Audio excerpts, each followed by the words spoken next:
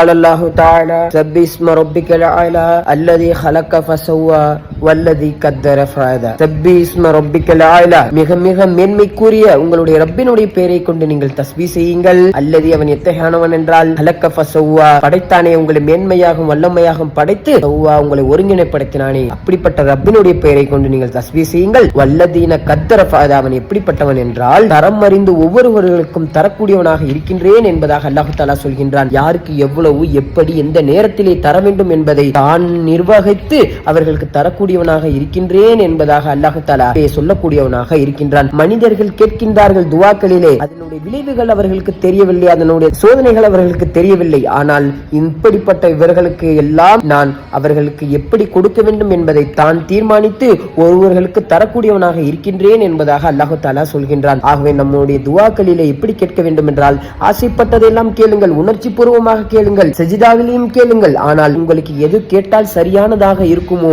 என்று நம் மனதுகளுக்கு தெரியும் அல்லவா? அப்படிப்பட்ட நமக்கு தகுதி வாய்ந்த துஆக்களை நாம் கேட்க வேண்டும். அந்த துஆக்களிலே எப்படி என்றால், யா அல்லாஹ், எது நீ ஹைராக்கி எங்களுக்கு நீ வைத்திருக்கின்றாயோ, உன்னுடைய இல்மிலே நீ எது எங்களுக்கு ஹைராக்கி வைத்திருக்கின்றாயோ அப்படிப்பட்டதை மட்டும் நீ எங்களுக்கு கொடுப்பாயாக என்ற துஆவை நம் வாழ்நாள் முழுவதும் கேட்கக்கூடும் பாக்கியத்தையும் நம் அல்லாஹ்வினுடைய அந்த ஹைராத்தான துஆக்களிலே வாழக்கூடிய பாக்கியத்தை வல்ல ரஹ்மான் தந்தருள்வானாக.